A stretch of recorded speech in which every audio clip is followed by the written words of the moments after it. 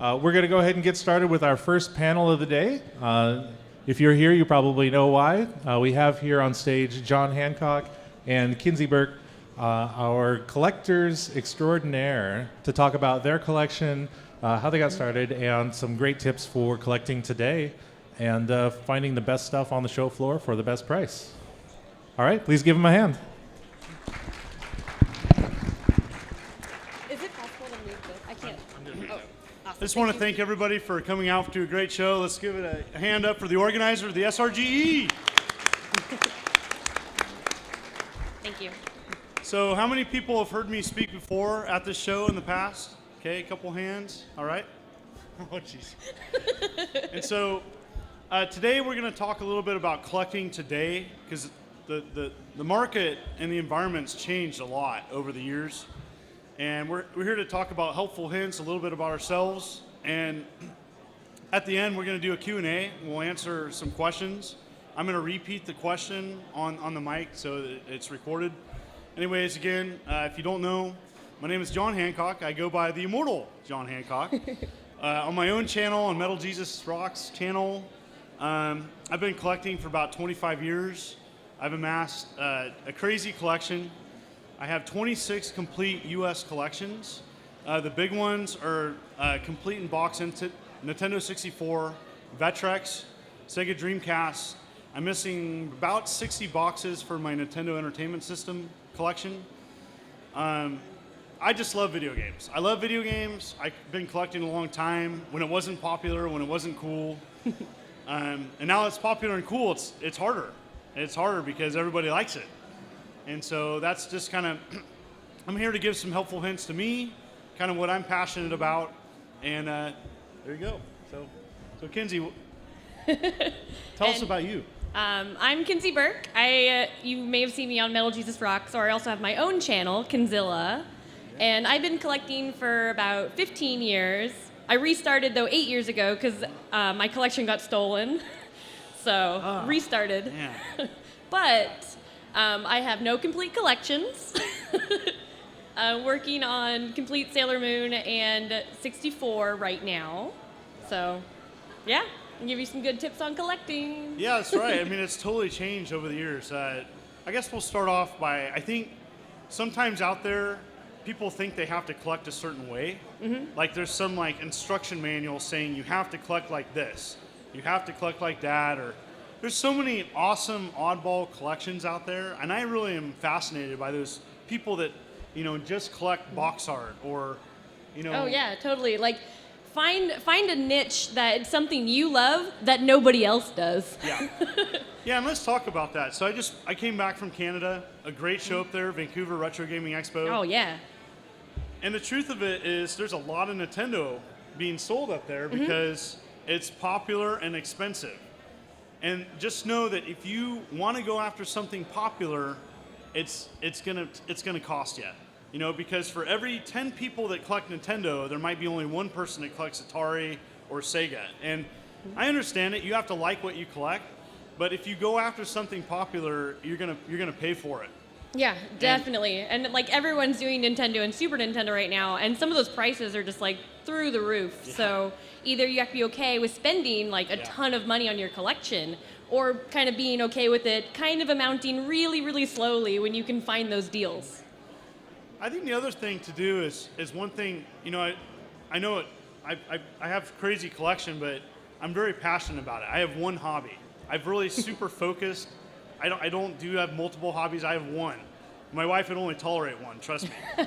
and so just being passionate about what you're into. I've been really passionate about Atari lately. I've been really excited about who's heard of the Retron 77 coming out? Oh yeah, it looks so cool. I hope it doesn't suck. No. But I think it's going to be great. And the truth of the matter is, I'm really passionate about classic gaming. So much that I'm doing an expansion to my house focused on pre-crash video games that came out before 1985. So my Game & Watch collection, my Vectrex, Coleco, and television, all the classic stuff, of course my Pong collection. And I'm really excited about it. And I think that's one thing when you're collecting, whatever you're into these days, be excited about it. And if you're not, don't do it. Like, there's nobody saying you have to do that. Like, just be excited about what you're into and go after that, because you're going to get the most enjoyment out of that if you're into it. And there's no rule like saying you have to keep something for 20 years. Like if you're not into it, get rid of it, trade it, sell it, get into something that you're into. Yeah, totally. And when you say trade it, that brings up another like good tip is making sure that you have that community of people who all know that you like video games.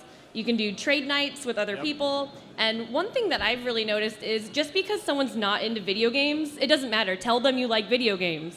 I've had coworkers that are like, oh, well, my nephew had these and, just brought them to me because they were like, oh, who would like this? Kinsey. You want to be that first person in someone's brain when they're like, oh, video games.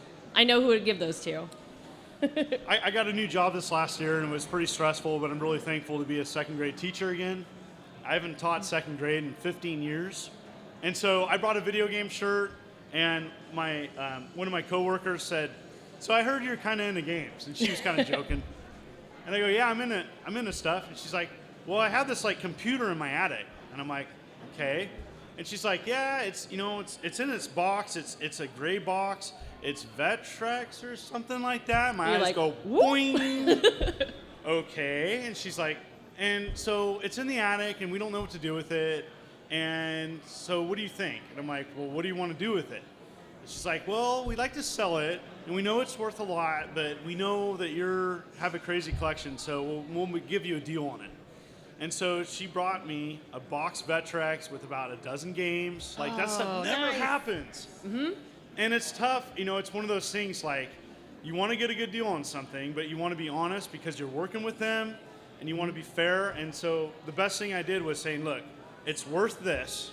This is how much I can spend and not get in an argument with my wife.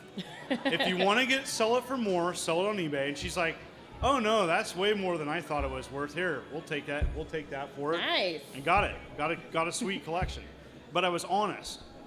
If you're not honest, finding deals, there's like a whole subculture of that.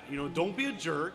It's okay to ask for a deal, but it's the balance because everybody who likes to get a good deal on games. Yeah. Heck yeah. I got some great deals at this show even, and it's okay to ask for less, but you have to there's like a science to it. Yeah, sometimes at conventions or garage sales, there's that dreaded nothing's priced and you're like, well, make me an offer. And you're just like, oh. Yeah. Because you want to be fair and you don't want to rip them off, but you want a deal too. Yeah. And sometimes it can be a little bit anxiety ridden. Yep. Yeah, timing is everything too, because there's some great deals out there. Sunday is going to be the great deals. Yep. Anybody coming back Sunday afternoon, that's when, something that's been sitting at the shore floor the whole time, that's when you can get a better deal on something. And so, everybody else has had an opportunity to buy it or make an offer. And obviously, for some people too with stores, you may not get a great deal because they'll just take it back to their store, but it's worth asking. Yep. It's worth asking every time. The worst you can hear is a no. Okay? You can ask for a lower price. I typically try to keep within 80% of the asking price, especially early on. The worst they can say is no. Be nice about it. Yep, and that's pretty much my tactic at every convention. And it's partly because I don't like mornings. But most people want to get there first thing and snatch up all the good stuff, which is great if you're looking for particular titles. Yeah. But for me, I'm looking for more kind of the common filler type stuff, especially for my 64 collection. So waiting till the last day, the last couple hours, that's when people are like, well, I don't want to take all this crap home. So then it's a good way to get deals on stuff like that. I think the other thing that I'd like to recommend is to be focused and organized, and it's hard, especially. So, but let's face it, who's bought a double and didn't know that they bought a double?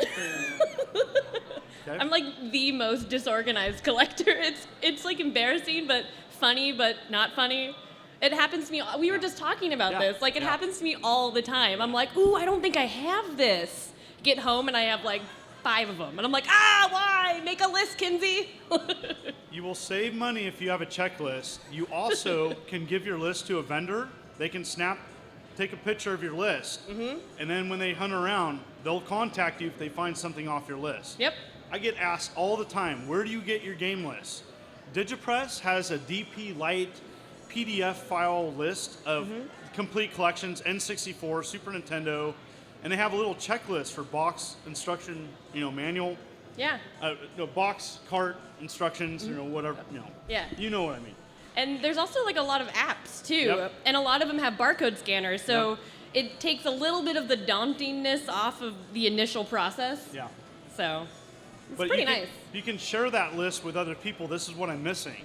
People ask me all the time, and it's hard for me because I'm always collecting random stuff. I'm going after a lot of boxed Atari games, uncommon, Pong units, a lot of bizarre, weird stuff that's actually quite a bit found at this show. I was very impressed with the quality of product across the gambit. Everything from Atari to Xbox is here. So Yeah, like people always ask me like, well, what are you looking for? I'll keep an eye out for it. And I'm always like, if it's cheap and weird, I'll probably like it.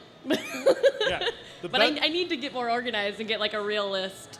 But best thing for me, send me a picture. Picture's 1,000 words. Hey, I found this. Is there anything in there? Yes, yes, yes. I have this guy, he's on the East Coast, and he always goes game hunting. He's like, any of this? I'm like, yes, yes, yes, yes, yes. Or, no, thanks. He knows. yeah, I've started getting people, because I collect 360 controllers, which is one of those things that's like collect things that no one else cares about. And 360 controllers, not really very many people collect those. Yeah. At least once a week, I'll get a picture like texted or emailed to me, like, do you have this one? So it's amazing once people know what you're looking for. Yep, I always get Pongs sent to me. Hey, do you have this one? Do you have this one? I'm getting down to the nitty gritty, kind of what I don't have, but I'm excited about them. I like they're weird, they're 70s, and it's just like even the musky smell from a box, like The 70s. Yeah, right. Yeah. So, anyways, those are just some helpful tips. I think it's important to know that your collection is not going to blossom overnight, especially now. It's a lot of hard work, and just being focused. Like I've built my collection over time. I got 60% of my stuff probably back in the day, 10 years ago. My collection was featured in Tips and Tricks magazine in January of 2004, and so even by then I had an apartment full of of games, and so it's a lot harder now. I'm on a budget like everybody else. I spent less than a couple $100 at the show, and so definitely just like keeping a budget's important. I'm not a rich person. I have a budget like everybody else. Talk to my wife about taking some money to the show, and have that financial discussion. I think that's the other thing of staying on a budget is if you have a budget, stay within your budget, because there's nothing worse than having buyer's remorse. You didn't have the money to spend and you spent it, and you come home and you're like, I really should have not bought that. That's the worst feeling. I don't know if everybody's ever felt that, but Oh, yep. yeah. Or trying to hide something from a partner. Ooh, that's bad. You're like, you have it in the bag and you're like trying to walk quickly to the garage. And the trick is never start that sentence, honey, I love you. When you come home from a game show, it doesn't work in my household. It's like, Not mine either. yeah. And my wife, we've been married going on 15 years. And so having that communication with people that you love and share your life with, like, be honest and incorporate them into your hobby if possible. Like, my wife is not a big gamer, but she puts up with it, and she knows every now and then that I like video games, and she'll play a video game with me, but she's really competitive. So, like, I can't play, too many games with her. She won't play anymore. How about you? Yeah, I mean, my boyfriend, we've been dating for almost 10 years, and he's a collector. Yeah. And I don't know, it's kind of awesome to date another collector, but then whenever we go thrift store shopping together, it's like a competition. Because he also doesn't share very well. But we're so different. He's a very focused collector. He's a Nintendo collector, and that's pretty much what he collects. Yeah. And so I come home and I'm like, I got this GameCube frame, isn't it cool? And he's like, where are you gonna put that? I'm like, in the other pile with the other crap. But Yeah, I think it's important to know is use media to help you with your collection. definitely. Like, for one thing, I always tell people, and people don't think about this, like, I want to pick up this game, but I haven't played it. YouTube it. Look at the gameplay footage. Look at it. Is it something that you're interested in? I've saved a lot of money like especially like Famicom disc games. Oh yeah. I didn't know what they were like, so I just YouTubed the name, and then okay, that's what that game looks like. Because you know, sometimes you look at the box art and it like doesn't really tell the whole story of the game, and so by YouTubing it, you can get a better understanding of kind of like what a game's like and about, and you can determine if that's something you want to add to your collection. Because face it, you know, games are more expensive now, and so you want to be happy with what you purchase. Oh, definitely. I do a lot of YouTubing gameplay footage and Wikipedia where I read about the gameplay. Yep. Like, I do that a lot. Yeah, it's definitely, you know, a changing market. A lot of people ask me, you know, is a crash coming? I don't think so. I think it's changing. I think that the games that people are going to pursue is going to change over time. I think Nintendo's hit its peak. I think Super Nintendo hasn't. Yep. N64 has always been popular. You know, it's just one of that thing. People look at that small library and think, I can complete that. I can do that. That's what I'm trying to do. And you can, but it takes time and patience and like.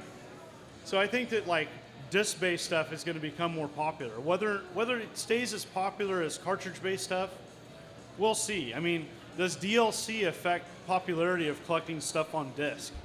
You know, is 360 games, when they don't have the complete game on the physical media, affect the price or affect what people want to play? Oh, I can play 2/3 of this game, but I can't do the multiplayer anymore.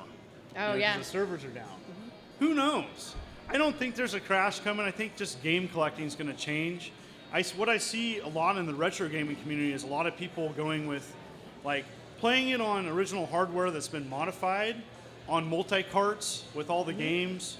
You know, a lot more popularity of the retro pie of gaming, and which means they collect less because they can play everything.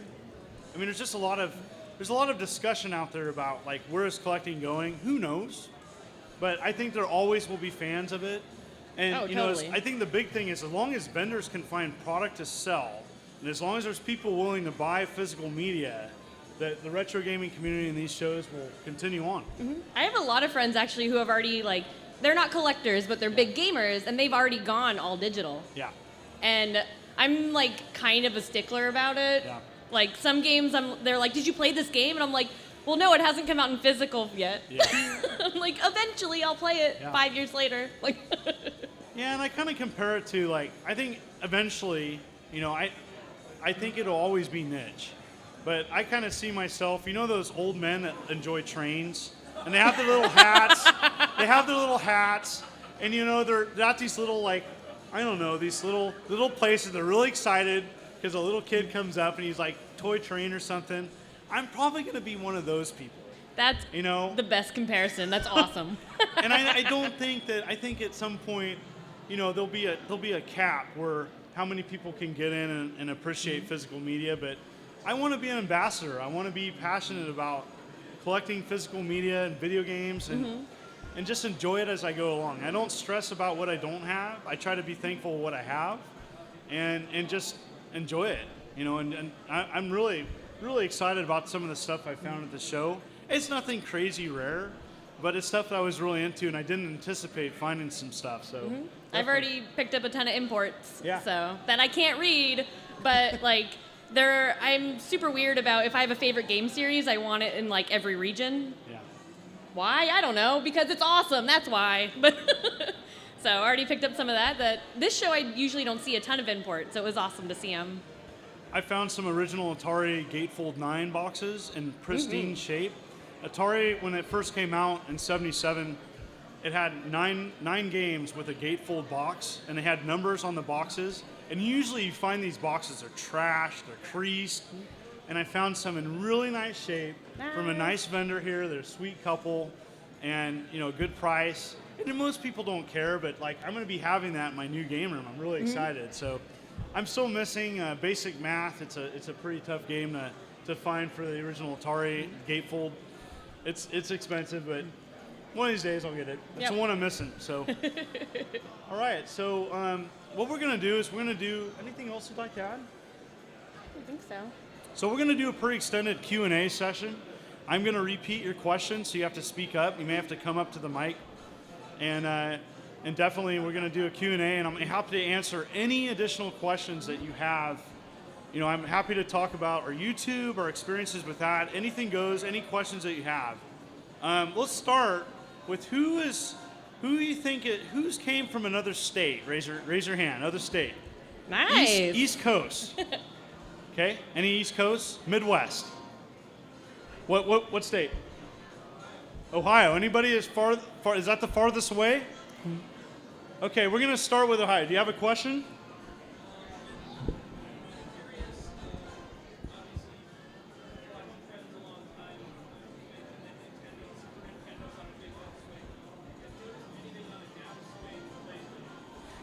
Yeah, so the question is have you noticed anything on a downswing in the collector market? Right now is a really good time to buy Wii and PSP.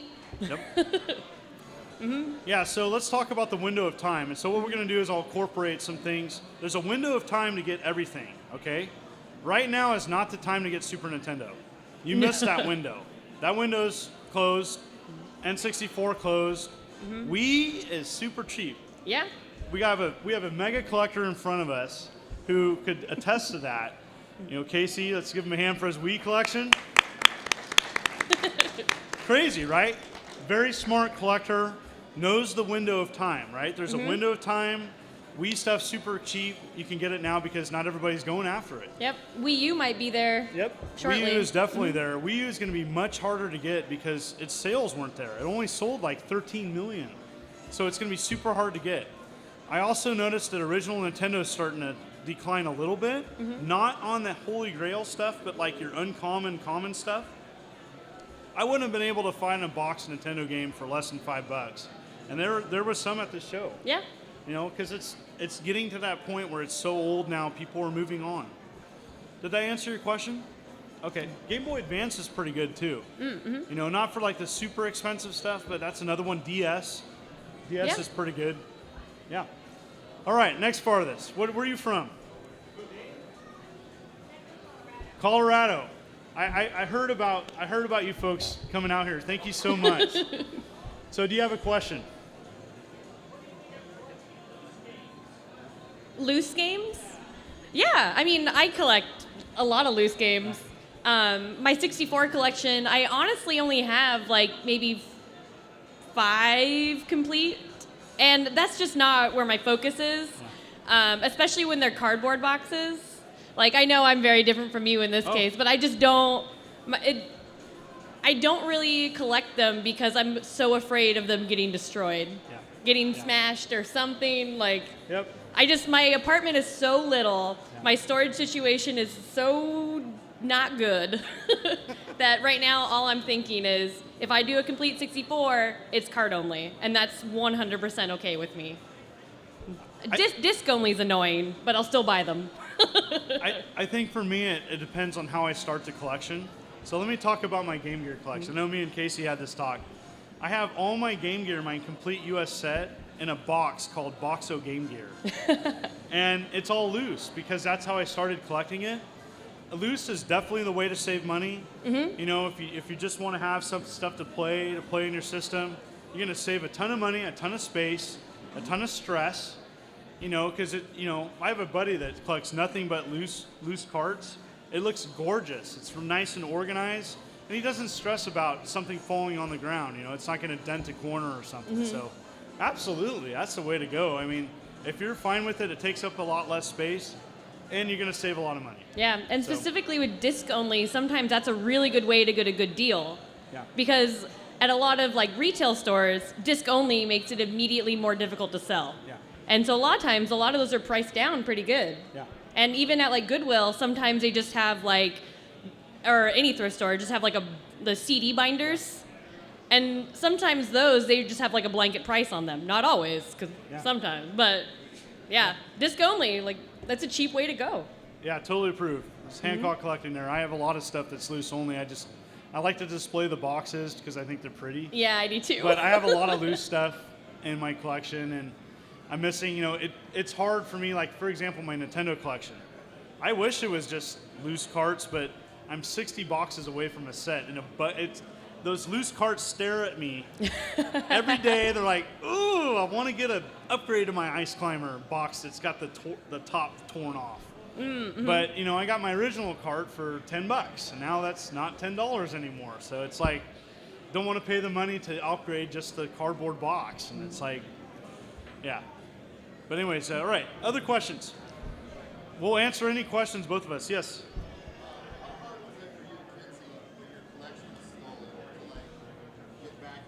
Ooh, that's a great question. So the question was, how hard was it for me to get back into collecting after my collection was stolen?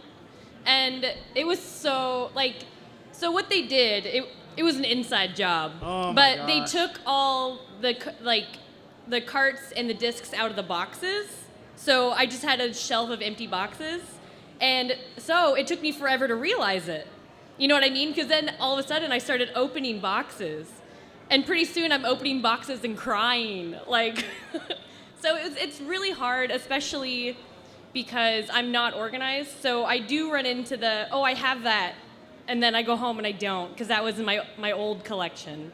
And it breaks my heart to rebuy things when I knew I got it, 15 years ago for nothing. And now it's so high in price. I'm like, well, I don't want to buy it again.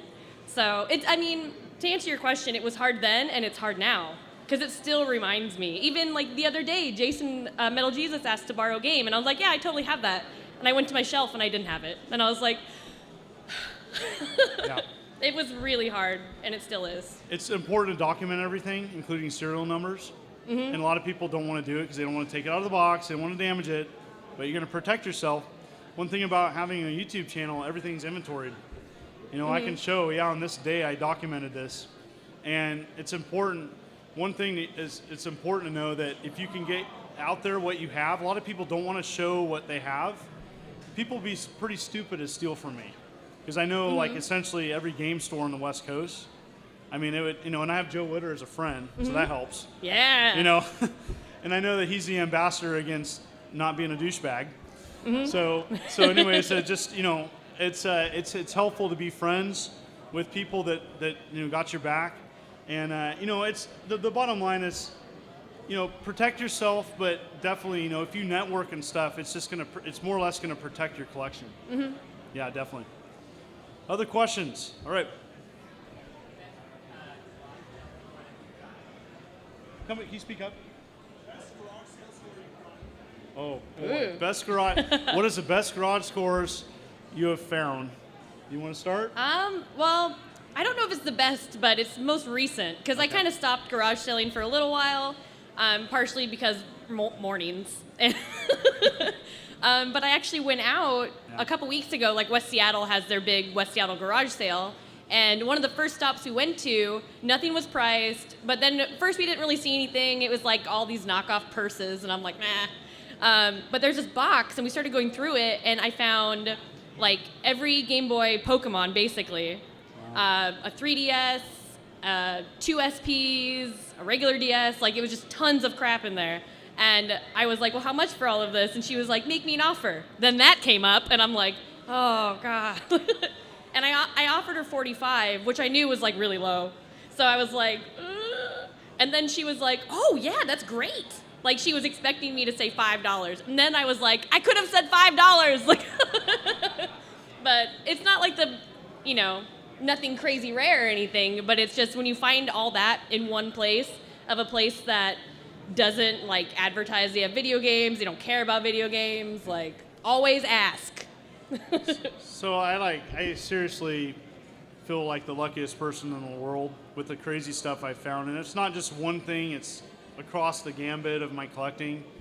A lot of my scores have been people that knew it was going to be in my collection, or Craigslist, or flea marts. But the one I remember is I first moved to Washington. Now, this is a while ago. So 2005, 2006. And have you ever gone to a yard sale and the directions were terrible and they just one more mile? Okay, I'm going to turn around if I don't find it. One more mile in the middle of nowhere, in the middle of Oregon. I didn't know what town. I wasn't driving. And I came across this yard sale and it just looked like a bunch of junk. It was just, your typical antique furniture that smells. You had VHS tapes, TVs, some broken toys, and there's just some boxes on the ground. Okay, I'm going through, And I'm about ready to leave. So finally, I asked the magic question you have to ask every time. Do you have any video game stuff? Is everything you have out? Because sometimes people will come in their house and bring out stuff. The guy says, yeah, I got some game stuff. I didn't think about putting it out. I'm not thinking, okay, it's going to be some junk, whatever. $1 each, bunch of Sega CD, bunch of Sega 32X, half of it sealed, Sega Saturn stuff, and it was all $1 a piece. I only had $40 on me. So I had to pick and choose because the guy wouldn't negotiate. He's like, "Oh man, this stuff's worth a lot more." Well, of course it is. So I had to choose. It was hard. I had to choose 40 games, and there was probably 100 there. Oh and my I didn't gosh. have any extra money. I was broke as a skunk. That's not a real thing. Okay, I was broke. Well, they probably don't have a lot of money, so. I had $40. I had $40 to my name, and I got 40 games, and it was a great, That's great awesome. score. Yeah, I mean, even like it was nothing crazy, nothing like that. But like, even when I went garage sailing the other day, like, of the places I asked, 3 of them went inside and came back out with stuff. Have to ask. You Yep. have to ask every time. Yep. Great question, by the way. Anybody else? We got time. That's like I said. This is happy to answer anything, YouTube, whatever. I saw your hand first. Yes.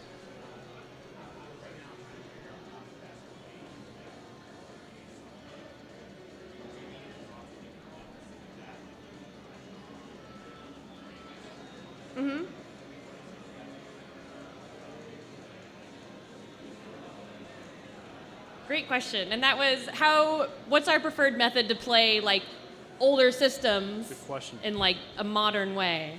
Yep. Well, for me, I use like a PVM RGB monitor that's what all my old systems are hooked up to. And so I have them all going through an upscaler. So kind of similar to the like FrameMeister idea, but a Goodwill solution. Yeah. I have some ridiculous daisy chains going on there, but I'm really weird, so I prefer original hardware, but I prefer modded original hardware on new TVs with original carts. Now, if I'm uploading video on my channel, I use emulator, I'll use my Ouya, which everybody laughs at me for loving. It's okay. But I really do like original hardware. On the older stuff, like Magnavox Odyssey 2, have to play it on original CRT. It doesn't need to be modified. I grew up with RF resolution, so like I don't care. It doesn't have to be RGB modded. I'm not one of those people. Like as best as possible on a budget. And so I do have to, I think for compatibility is a big issue with me. I'll play it on newer hardware, but if I know it doesn't sound right, or if it doesn't, if there's lag or something, yeah. I'll play on original CRT on the older stuff. Like I've been playing a lot on a black and white monitor for my Apple II, just because it looks great. yeah. And it's like, who does that? Like, I mean, I play an Oregon Trail on an original black and white monitor. Awesome. There's nothing that you can't emulate that. Like you can emulate the game, but you can't emulate that experience. So, Yep, yeah. and just if you're gonna go with like the Retron 5 route or something Yeah. like that, for the love of God, put it in 4:3. Yeah. Yeah. Yeah, get your aspect ratio of your TV right. Don't stretch that screen out. It looks bad. It's not meant to play like that. Yeah. Yeah. All right, where's another question? Yes, sir.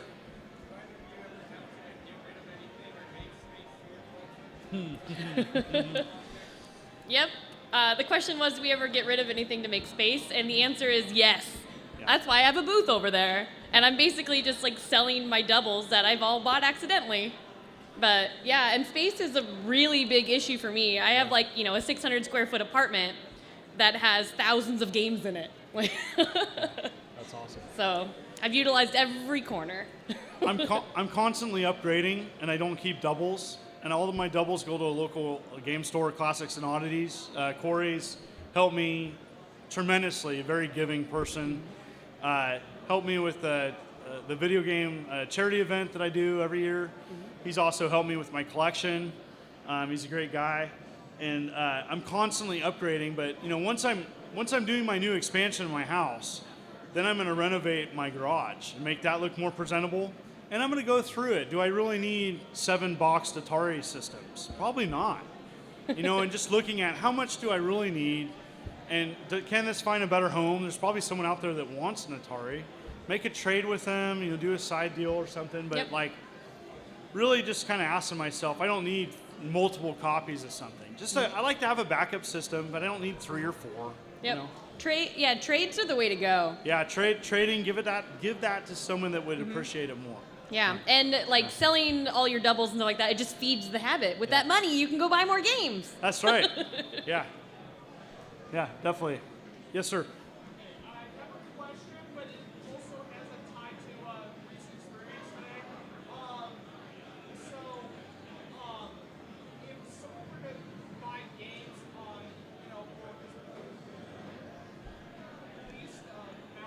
Yeah.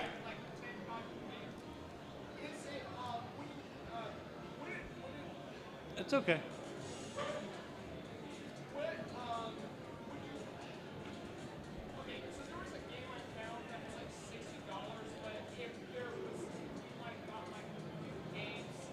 What's the strategy of stretching your dollar? Okay. Oh, yeah.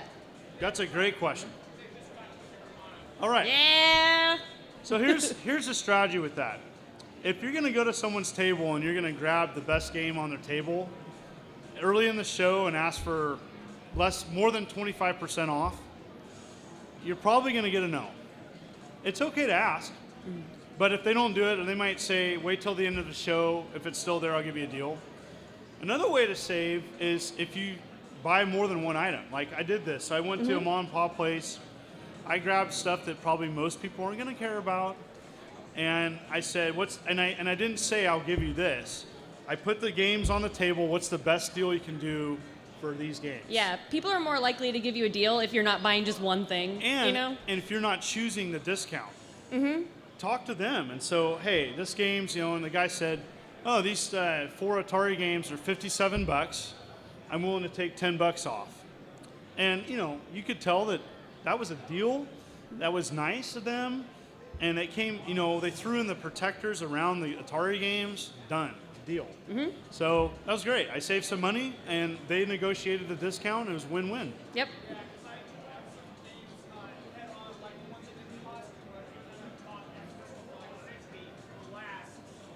Yep. That's the way to do it. You buy some other things, come back. Oh, repeat customer. Cool. Nice to see you.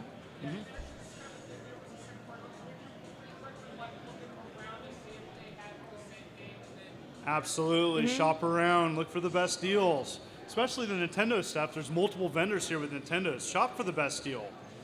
And I think it's important to note, we didn't talk about this. Bring a bit set. Bring a bit set on a rare item. Open that up. It's important. There's a lot of copies out there, a lot of reproductions. If you're spending $400 on a game, you make sure it's legit. Because there's photocopies, and honest sellers are selling something they didn't know it was a copy. Just protect yourself. Open it up. Ask someone else to authenticate it if you don't know what a PCB board looks like. It's worth your time. There's websites that document this stuff. I don't know what they're called offhand, but like on my YouTube channel, that's why I open up the rare games to show what the PCB board looks like. My Star Fox. Who saw my Star Fox video? Anybody? Yeah. A couple people? Yeah. Whatever. I already had that. Oh, nice. That's old news. So, I'm just kidding. Yeah, that's what I would do. Yeah. All right. Anybody else? Any questions? Yes.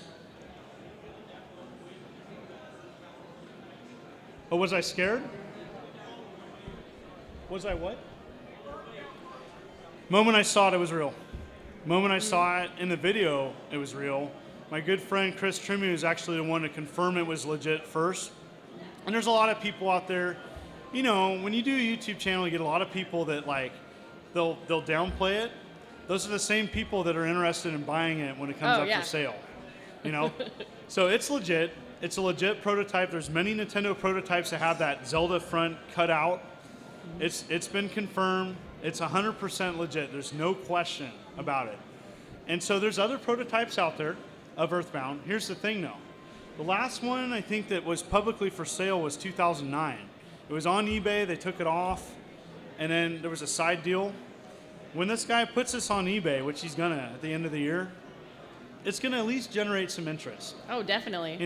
I have disagreements with my close friends of how much it's worth. I think it's gonna go for a lot.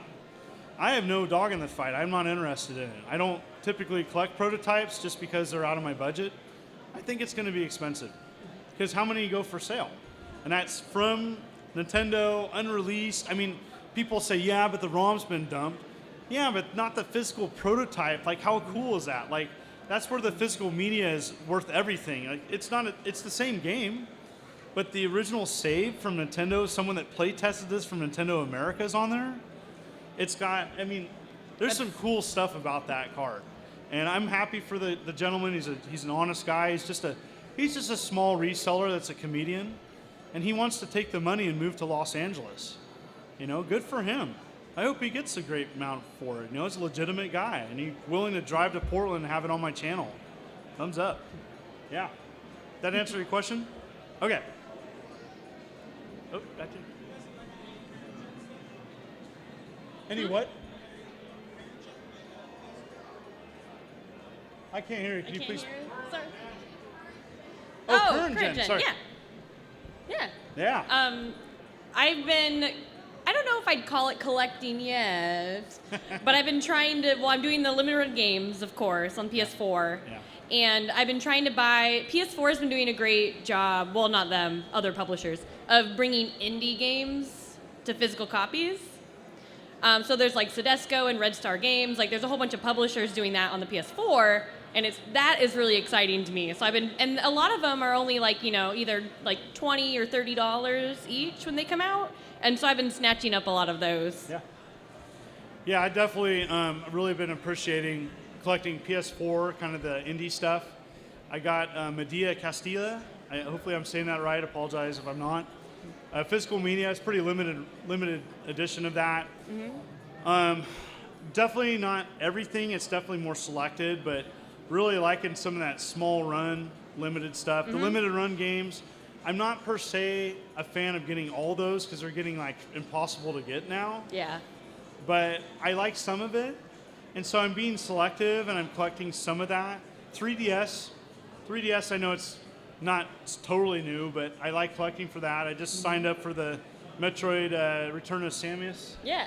So I'm gonna get that, and with the soundtrack and everything. And so yeah. So I mean, yes, current, yes. Mm-hmm. I really enjoy more portable than anything. But definitely Wii U. I know that's kind of current, but definitely collecting Wii U. I want to go for a set. Yep. It's going to be hard. I'll collect Switch games when they start coming out. Yeah. Yeah. Oh, you don't want to collect just a box? Yeah. Yeah. That's in Japan. I guess they're marketing just boxes over in Japan, so you can put something on your shelf. Lame. Oh, so nice of them. Yeah. Lame. Yeah, and what's up with instruction manuals? Like, I love instruction manuals. Me too. Or when it comes with a map. Yeah.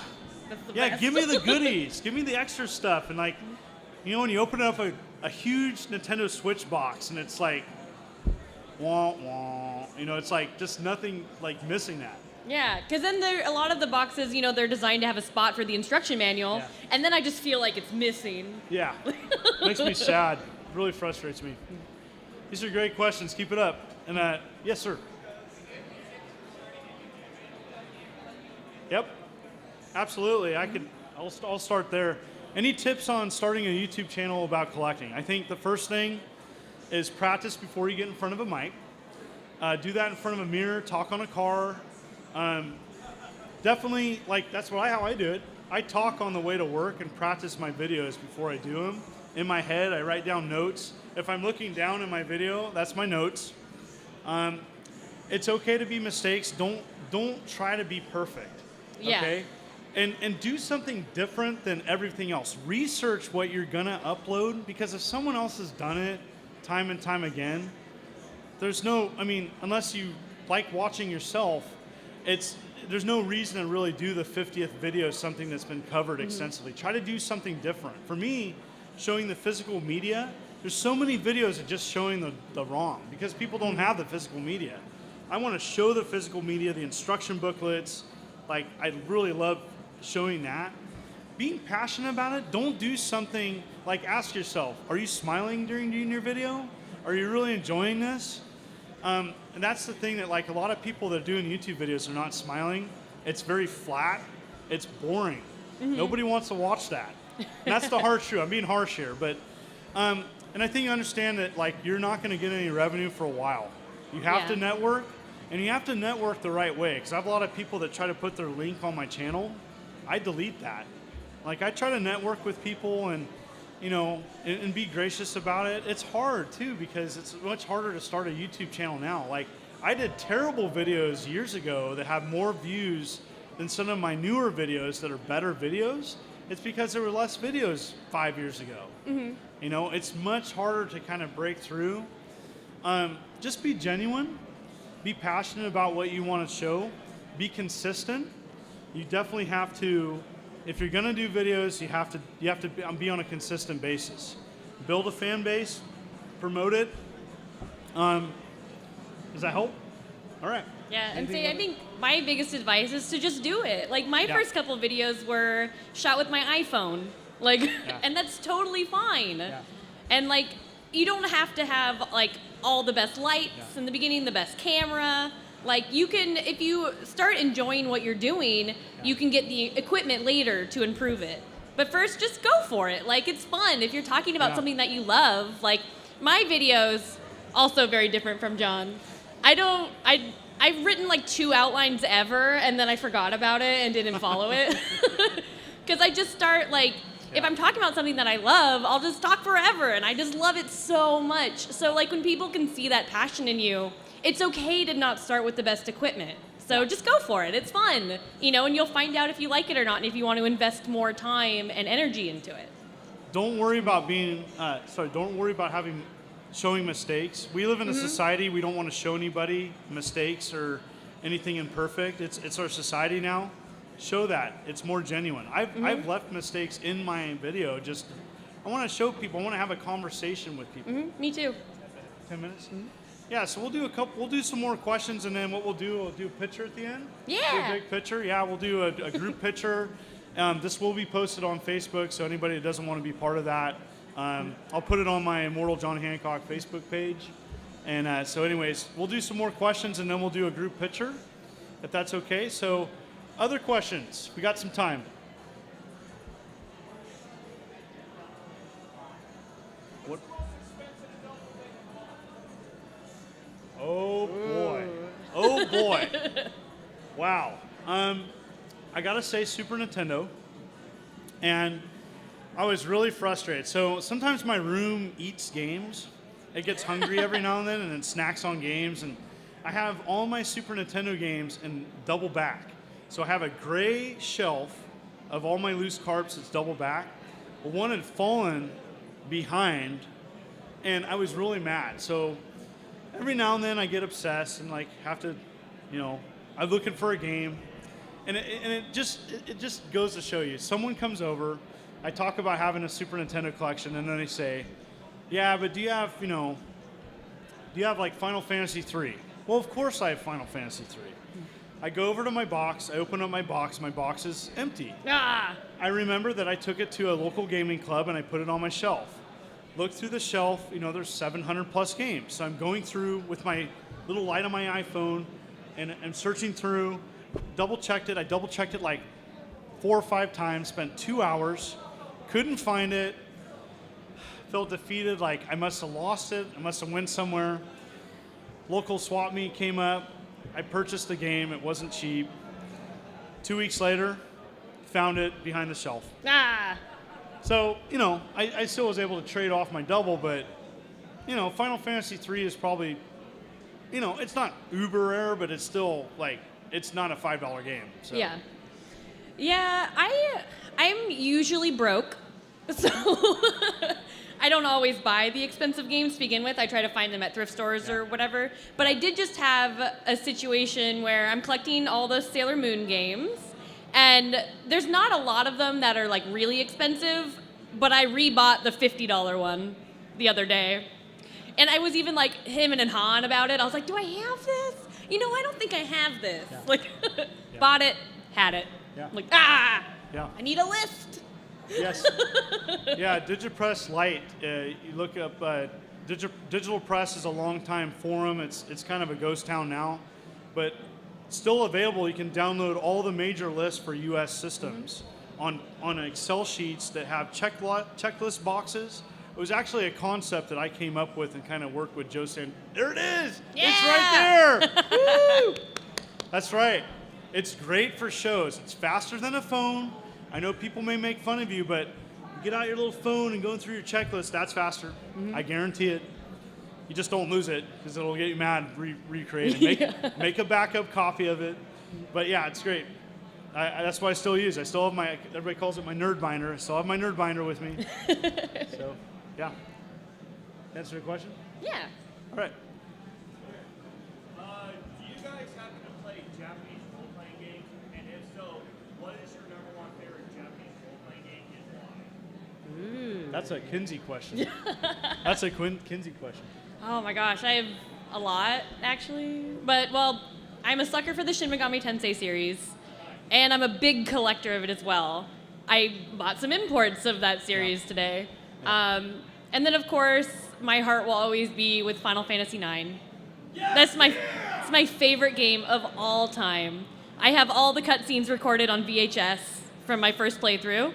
I made some of my non-video game friends sit through them as I'm crying, and I'm like, it's beautiful! And they're like, what the, really? Like, but it made me cry. And not a lot of games have made me cry. And by far, 100% favorite game of all time, Final Fantasy IX. Oh, yeah. So I'm a fan, I just don't have the time. So to be quite honest, so I'm very busy with my YouTube channel. I do 3 videos a week. I'm a teacher. I have a family. Unfortunately, my kid's really sick right now. So the answer to that question is no. I'm more of a strategy-based, like a classic Sega CD game, Dark Wizard. It's probably one of my favorite. The Nekatara series, Military Madness. I'll play imports, but typically not the RPGs because they take too much time. Like, I'll sit down and I'll play 10 hours and then I'll move on to the next game. And part of that's just because I don't have the time. And if I'm being honest, Yeah. Yeah. That is the problem with RPGs in general, not just JRPGs. Like, I don't beat and play as many games as I'd like because of RPGs. Like, I've been playing Persona 5 since it came out. Yeah. And games have come and gone, and nope, still playing Persona 5. Still playing Breath of the Wild on the Wii U. Yeah. So I got about 60 hours into it and got really pissed off. You want to hear what happened? In the middle of nowhere, climbing a mountain, starts to rain. The rain! It's always when you're Man. climbing, every time. It started to rain, I'm like, so I waited for it to stop. Didn't happen. And I'm like, my kid's crying in the background. Are you still playing that game? One moment. I'm waiting for the rain to stop. It's not raining outside. I'm talking about the game. Oh, next time tell me that. So yeah, stuff like that. Yeah. Yeah. Any other questions? All right. Yes. All right. Well, I was like 9. I actually really, really like 8. I know a lot of people don't. But that was one of the first Final Fantasy games I played. Because I didn't have a Super Nintendo growing up. I had a Genesis. Yeah. So I didn't play any Final Fantasies till I got my PS1. And then I went back. 3 is another favorite of mine. Yeah. So, yep. I was actually thinking Moogle with the dagger tattoo. Yep. Be awesome. Be awesome. I'm a fan of 3, US 3, but Death of Ares on Final Fantasy VII made me cry. When I played that, in high school, that was one of the first games. Gran Turismo and Final Fantasy VII are the first games that I skipped work for. I was at home playing it. Oh, I'm sick. Can't come in. And then, doing an all-nighter on Gran Turismo 7, and then Final Fantasy VII, I really got into the story. It was a great game. Really looking forward to seeing the remake, seeing what they do. I won't have time to play it, but I'm excited about it coming out. All right, I think if we don't have any other questions, we could do a group picture. Does that sound good? Anything else? All right, thanks. Thank you. Yeah. Really, really appreciate everybody coming out to the panel and to the show. And so what we'll do is, I think we'll be right there, and everybody can group around, and we'll have somebody take a picture with our cameras. All right. right. Thank you all very much. The next panel will start in a half an hour, so you guys have plenty of time to get some pictures and talk to the panelists.